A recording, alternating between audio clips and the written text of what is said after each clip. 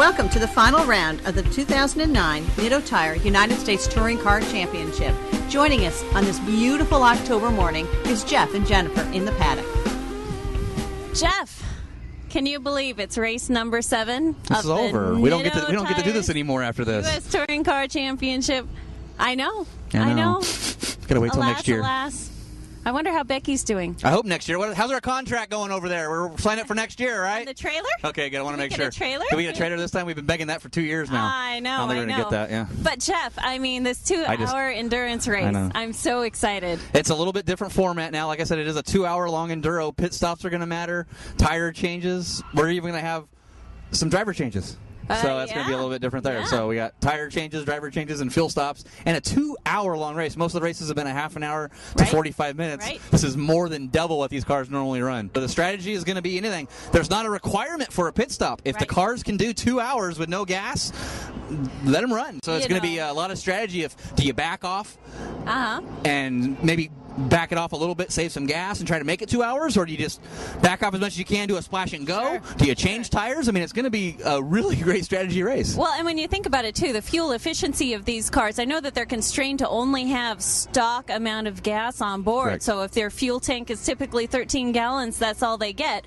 However, a car racing on the track only gets between 7 and 10 miles to the gallon. They don't get the 32 that the car's tanks are designed around. 32? What kind of car do you drive? Well, the Mini Cooper. Oh, Prius? Whatever? Oh, yeah, Prius. The racing Prius. Yeah, the racing Prius. That's my next car. All right. But, you know, when you look at the 10 miles to the gallon ratio or less that people are getting and the constraint of the stock fuel tank, it almost forces them to do it. So they're kind of taking a gamble if they go the whole risk. And the cool thing about Infineon is such a roller coaster track. You know, up, down, the tight corners we have here. You're not on the gas a lot. Right. So that does save miles. And, of course, if there's a caution flag, I was talking to Andrie, Hartanto, and Tom Lepper. They think they can make the whole way without doing a pit stop if there's 4 laps of caution. So they only need 4 laps of caution. They can make it the whole event. Of course, they have a fuel cell in their car, but it's smaller than the stock tank. So they're okay. They can run that as max capacity if they want. What that means is if, say, you put a 25-gallon fuel cell in your car, you have a Honda. Honda's only came with an 11-gallon tank stock, so you can't run 25 gallons to start the race. You can only run 11 gallons. It keeps it fair for everyone. And it's a 2-hour. I don't think it's going to be a 2-hour enduro. I think it's going to be a 2-hour sprint race. I agree.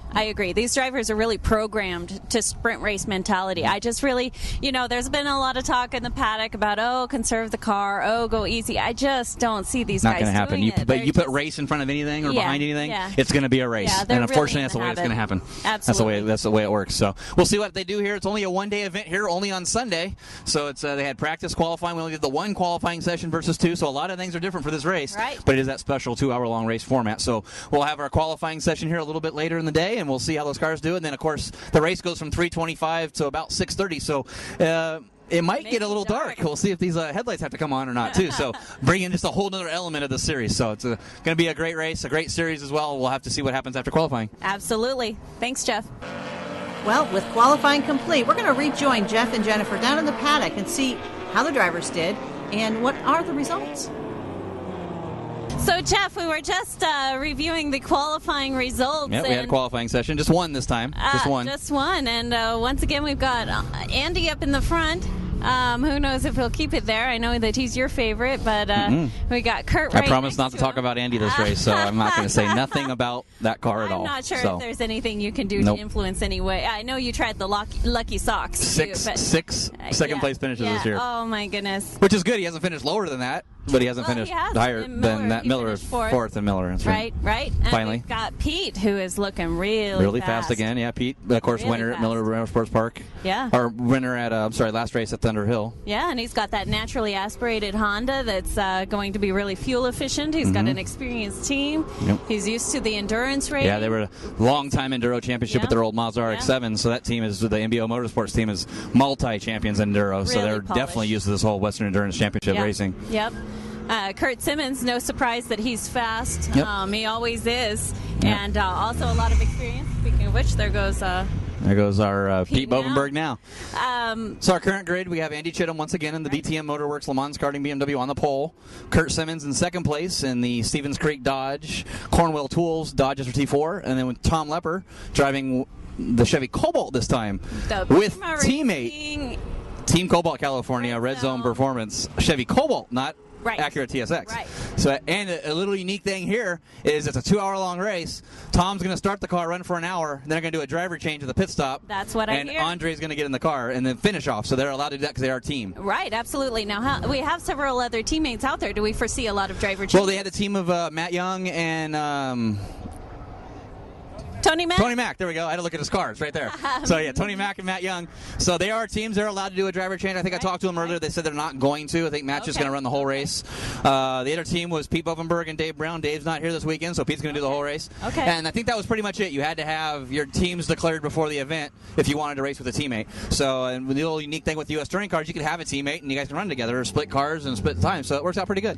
Now, do you think that endurance or physical fatigue is going to be a real issue in a 2-hour race? I don't know. It is a little warm. 3 o'clock is like the hottest it'll be in the afternoon, and the sun is just blaring right over the hill, and it's going to be blinded. It's going to be right there. Put some tape on the window. Maybe they'll take the tape off in the pit stops because the race starts at 3:30, goes till 6:30 at night. So it's going to be a little interesting there. I don't think the fatigue will be too much. I mean, most of these drivers are pretty well fit to begin with. Sure. They've never done this before. A lot of the guys, Vincent Parker, Michael McCulligan, Tony Mack, and Matt Young, they're all brand new guys. They've never done a 2-hour-long race before. Not even just in practice. The 25-hour that runs in December. Nobody's done that yet. We're here with Andy Chittum, who wishes he was Dean Capello, the driver of the BTM Motorworks Le Mans Karting BMW. Andy, so rumor has it that you're actually on pole after qualifying today. How'd you manage that? Well, we have a great setup here for Sears Point. The car loves the track. We love the track, and we just put down a couple good smoking laps at a really busy qualifying session. And I think that makes our third pole for the year, which is as much as any other driver has so far. Well, so do you think that it's just because everyone else is saving their cars and they didn't want to use up their tires and they're just waiting for you to wipe out on the first couple of laps? It could very well be. I've tried to chat up some of the other drivers and see what their strategies are, but nobody's talking too much about it just at this point, so we'll have to see how that works. It doesn't take too much tires and brakes to go out and just set one or two. I think we got 2 good laps in qualifying, and that was enough to put us on pole, I think, by like 2 seconds or something. So, obviously we'll have a little bit more gas once we get out there and get going, but our testing with heavy fuel seems to be really positive. The car seems to work even better with more weight over the back axle. So car's doing good. It's a 2-hour race, so we're practicing a little bit, just making our marks and running consistent lap times, and that used to win all the enduros for us in the days we used to run enduros. So basically that's what we're going to do, go out there and set up pace and see if they can keep up with us. Outstanding. And the car is fast, and as you said, you've had a lot of experience. Do you feel that experience gives you a real edge? I've been running this racetrack for 30 years. I know a couple of the corners. Oh, so you started when you were 5, right? Almost. Well, basically, we don't really have on true pace to run right at the very, very front. So we're going to have to be a little smarter with our strategy, try to run clean, stay out of trouble, and hopefully have no mistakes. A nice, clean pit stop, and then see where the cards lie after that. Now, with the rotary engine, you've got a lot more different dynamic than, say, someone with a piston engine. Are you able to do this on one stop, or do you need more? One stop is what our plan is, and we think from our data today with the fuel consumption, it looks like we can do it on one stop. It'll be close, but one stop should do it. Now, are you concerned about any failures in the car? Do you think it'll be clean sailing? You said something about your exhaust falling off last time. Do you foresee any difficulties? Well, hopefully we got all those problems behind us. Last year we broke an exhaust, or last time we did this 2-hour, and then this year we broke a shock earlier in the season. So hopefully all the mechanical gremlins are out of the way. Overall, the reliability of the Mazda is awesome. So hopefully we'll use that to our advantage today. A no fuel stop strategy, is that what I'm hearing? No, we're just going to do a splash and go. Okay. So it'll be, pretty much pace the race. And over the years, that was my specialty, is that I'm known for endurance racing, and we've won like 9 championships in endurance racing. So we have to go fast. We don't have to go super fast until it's time to do that. So we'll be up in the lead lap, somewhere in the front, just trying to keep track of everybody, keep pace with everybody, and then when it comes time to be racy at the end, that's when we'll be racing. Are you and Andrie trading back and forth? Yes, I'm going to do the first hour, and Andrie will do the second hour. Wow. So you've got, well, of course, you've got a very experienced crew. You're experienced with this format of racing. Do you feel like that really gives you a big edge here? Absolutely. I know how to drive. Sprint driving is different than endurance driving. We know not to stress the car. We know where to push, where not to push. We know how to make our pit stops. And we got a car that's proven to go. It's not tuned to the last degree. It's designed to be an endurance car. Well, I know that Team Chevy engine is really rock solid. Absolutely. That's the best part. The rest is just the wrapper. Chevy's the most proud about that engine. It's a beautiful thing. Now, do you have any trepidation? Is this 2-hour pit stop format new to you? Very new. I've done it in go-karts where we've done 4-hour races where we switch drivers every half hour. But, yeah, 2 hours in this car is a long time. Yeah, so I'm going to do it. We'll see how I fare at the end. Okay, the grid is set and the cars are lined up. Starting on the pole position once again is Andy Chittum in the BTM Motorworks BMW 328 Ti. On the outside of row 1, Curt Simmons in the Stevens Creek Dodge SRT-4. Inside of row 2 is Tom Lepper and Andrie Hartanto.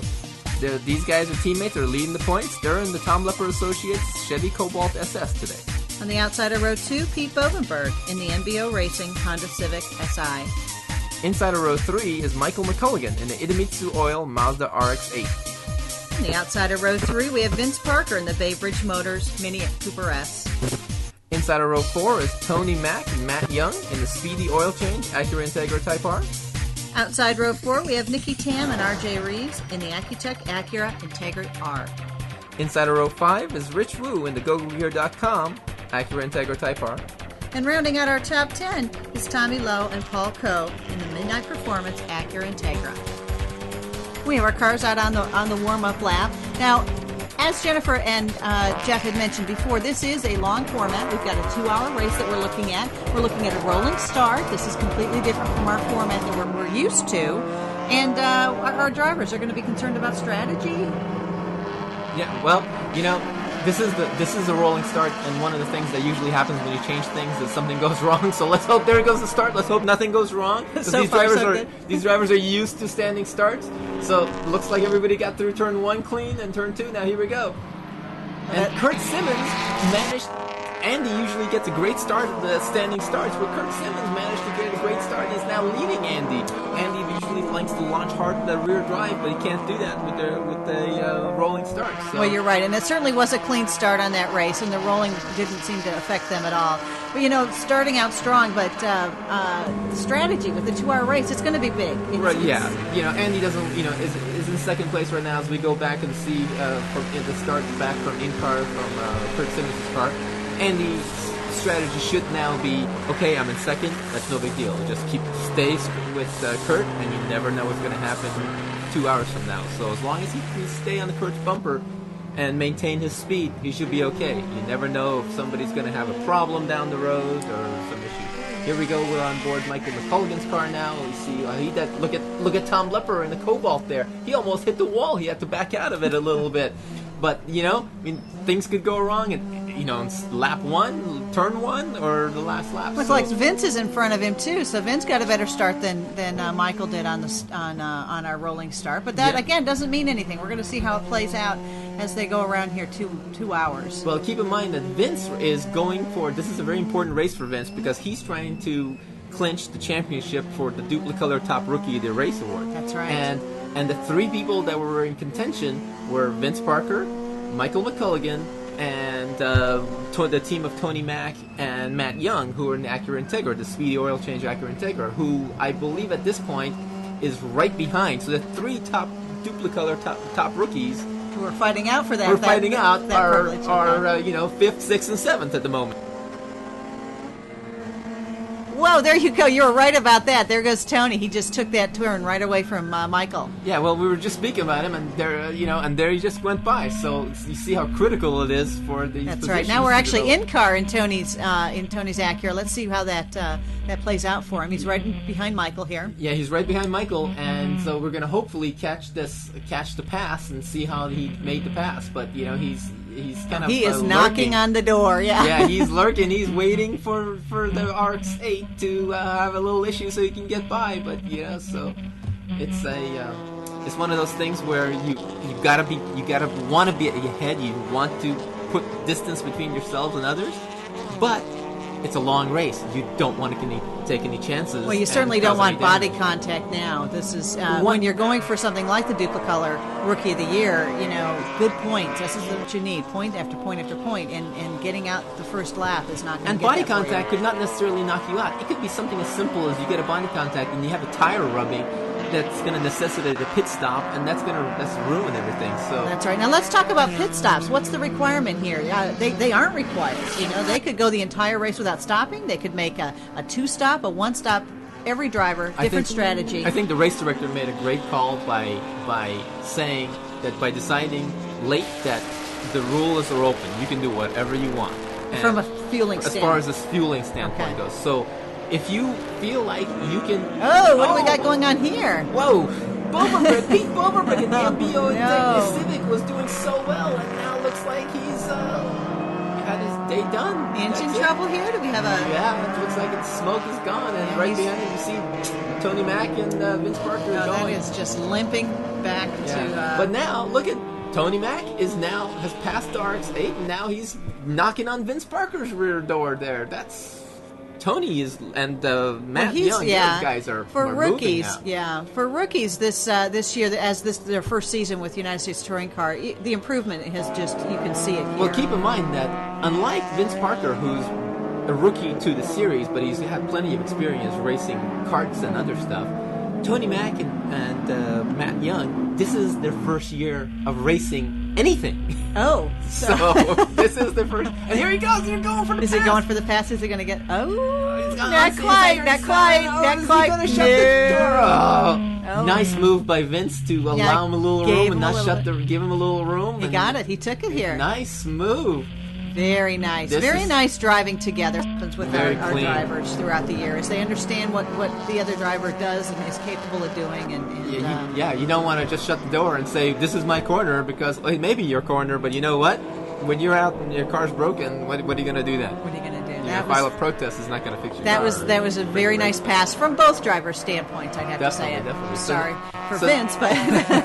Well, definitely. So now Vince has to be the aggressive one and keep up with Tony Mack and Matt Young. We don't know exactly. Oh, did he just take it back? And there he goes. Look at that. These guys are having a great day. Beautiful. So now Vince is in the lead and has to get the position back. He got the position back. He got the position back, so we'll see. Yeah. So now going into turn 7, looks like Tony's going to do something. Oh my God!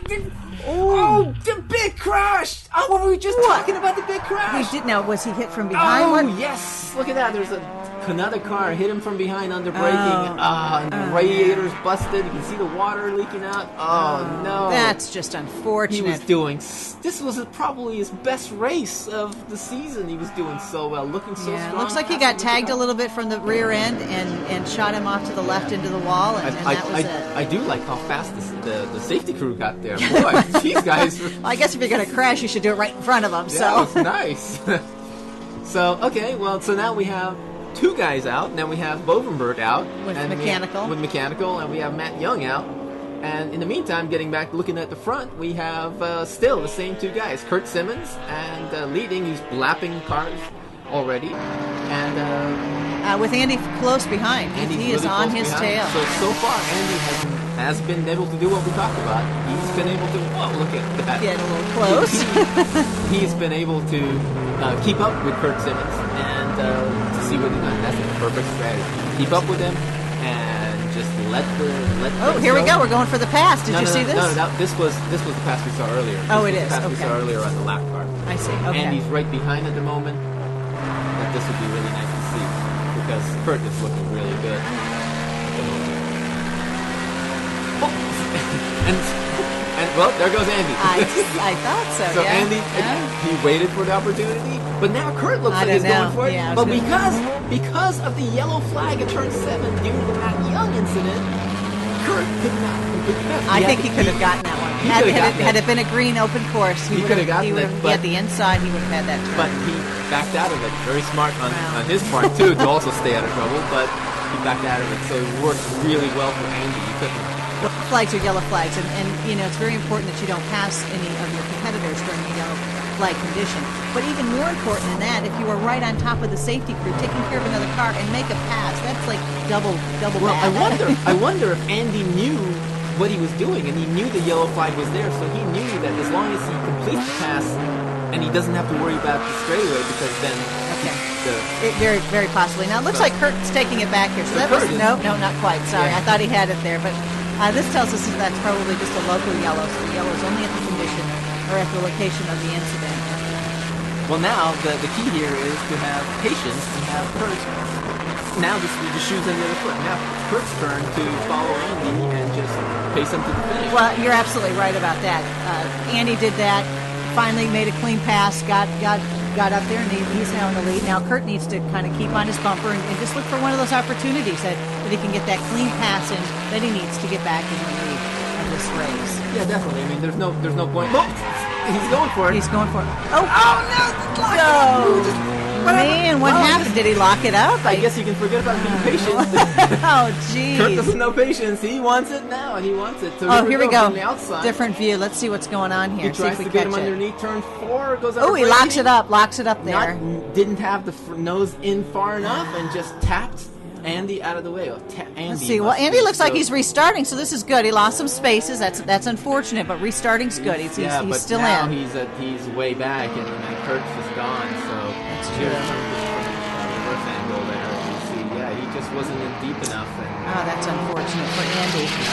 But in the race is in the race, so that's keep that in mind. Now I wonder if this is going to cause an issue with the race director giving him a penalty because. Of the tap? He could get a stop and go penalty for something like this. So now Kurt's in the lead. We see him in the next lap. He's in the lead, but he might get black flag or stop and go. He's got smoke. What's going on? Smoke out of his car. I don't think there was any damage. It didn't seem like it. It looks like the car is smoking heavily. Oh my God, he's stopped. He's out. Of the car. It looked. The fire truck's Oh, it's on fire. Car's on fire. Man, well, I guess that rules out the penalty. I think this is a big enough penalty here. This is holy Kurt cow! Stays done, and the car might be done too. That's a lot of smoke. Let's go back in his car and see what happens here. Everything's fine. Oh my God! We've got fire. Flames out of his car. No! Oh, poor, he must have tapped something when he tapped Andy and triggered something. Shorted out or something. Jeez, I hope he. Well, we know he got out. We saw the out. Yeah, the camera worked, but. Flames inside the car, and all that plastic inside the car, the fumes in that thing is not. Well, he's out. He's flagging down the safety. So the car's done, and it's on the tow truck, and well, that's the end of his race for the season. So now let's take account. Does anybody want to win this race? Now that's right. Now Andy is now leading. Okay. But nobody seems to want to win this race. So is he gonna give up this race? And is his car okay after that tap? Did it bend the wheel or bend something? Well, that's one of those things where time will tell, obviously, as it did with... Now he's in the first pit stop. Okay. And he's in first pit stop. We only have a few minutes to go. And Tom Lepper, who's in second place, is in the pits right now. He's switching off. Andrie Hartanto is getting in. And so this pit stop is key for both of these guys to see who gets out first. And you know what? Looks like Andrie. He got it out? Andrie got out first. Wow. So now we have a new leader. Andrie had a quicker pit stop and assumed the lead. So Andy had every shot. Now everybody's in the pits now. Well, everybody, but there is a car I don't see in the pits. And who's that? Rich Wu.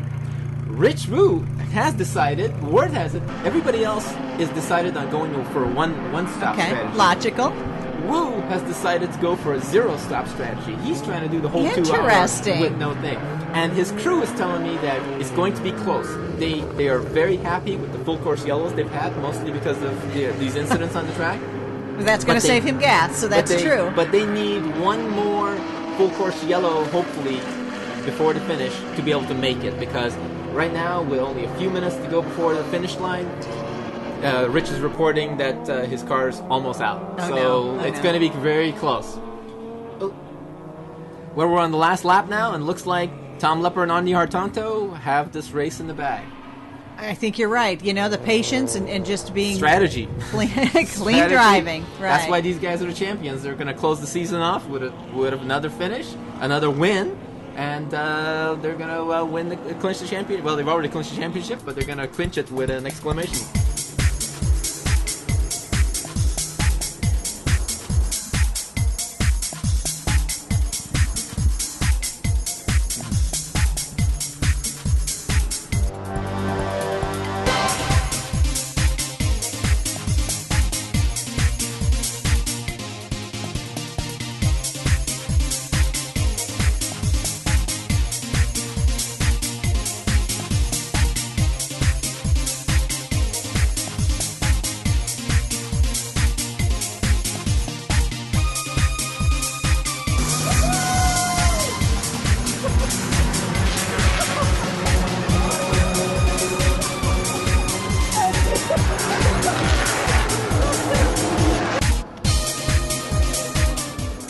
with Vince Parker. Vince, boy, Duplicolor Rookie of the Race, 3rd place. What a fantastic event for you. Yeah, it was a great race. A really good battle with the white Integra for quite a while there, back and forth, until had a little mishap with some lap traffic, I think.